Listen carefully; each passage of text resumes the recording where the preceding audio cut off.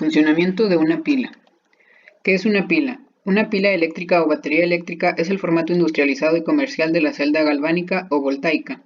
Es un dispositivo que convierte energía química en energía eléctrica por un proceso químico transitorio, tras lo cual cesa su actividad y han de renovarse sus elementos constituyentes, puesto que sus características resultan alteradas durante el mismo. Se trata de un generador primario. Esta energía resulta accesible mediante dos terminales que tiene la pila, llamadas polos, electrodos o bornes. Uno de ellos es el polo positivo o ánodo y el otro es el polo negativo o cátodo. La estructura fundamental de una pila consiste en dos electrodos metálicos en muchos casos, introducidos en una disolución conductora de la electricidad o electrolito. El electrolito es un conductor iónico, mientras que un electrodo genera electrones y el otro los acepta.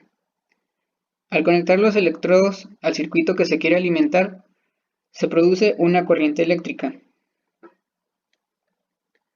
¿Para qué sirven? Se trata del objeto que sirve como fuente energética para el funcionamiento de diversos dispositivos, teniendo la capacidad de convertir la energía química en energía eléctrica. Partes esenciales de una pila. El ánodo, es el polo negativo, el cátodo es el polo positivo y el electrolito, que es el flujo conductor.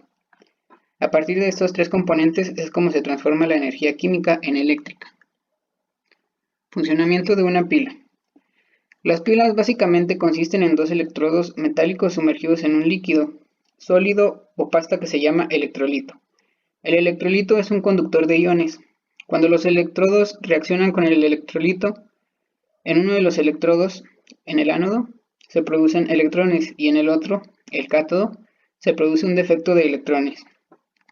La pila necesita un circuito eléctrico para ponerse en funcionamiento y generar reacciones químicas. Esas reacciones son las que permiten que la pila cumpla su función de alimentar un aparato eléctrico, como puede ser una linterna o juguetes que necesiten pilas, por dar un ejemplo. Dentro de la pila hay un líquido llamado electrolito, el cual ya mencionamos. Hay dos polos llamados electrodos, y al sumergirse cada uno en el electrolito genera una reacción diferente. El polo positivo, cátodo, se reduce, librando electrones en esa reacción. Este es el proceso que conocemos como reducción. En el polo negativo, ánodo, se oxida, recogiendo los electrones liberados por el otro polo. Este es el proceso que conocemos por oxidación. Cuando los electrones sobrantes del ánodo pasan al cátodo a través de un conductor externo a la pila, se produce una corriente eléctrica. El circuito eléctrico se cierra una vez que se conectan todos los elementos, siendo una de las maneras más básicas de representarlo es el circuito conformado por cables, pila y bombilla. Eso es todo. Muchas gracias. Bien, para realizar el siguiente experimento, que es bastante sencillo de hacer, necesitamos también tres materiales que son muy fáciles de conseguir, como son una batería, un imán, de estos que preferentemente que sean sean planos, y un pedazo de cobre. Lo primero que tendríamos que hacer es tomar el imán y ponerlo en el polo negativo de la batería, de esta forma, que se pueda poner de pie. Lo siguiente que tendríamos que hacer es agarrar el pedazo de cobre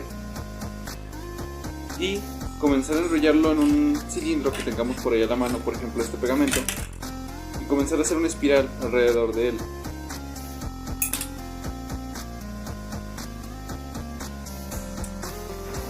De esta forma. Tiene que ser un poquito más grueso el cilindro que estemos agarrando que la batería, ya que necesito tener un cierto margen para que no esté tocando la batería por ningún lado. Tendría que quedar algo más o menos así. Después, en uno de los extremos de la punta del cobre, tenemos que hacer un estilo ganchito que va a quedar encima del polo positivo de la batería. En este caso este me quedó un poco grande, pero aquí ya tengo uno que ya está más adecuado. Es exactamente lo mismo, es un pedazo de alambre de cobre enrollado con un cilindro más grande que la batería. Y el ganchito tendríamos que irlo poniendo encima del polo positivo de la batería de esta forma, utilizando el equilibrio, que quede suspendido. Lo siguiente que tendríamos que hacer simplemente es darle un poco de impulso y comenzar a girar.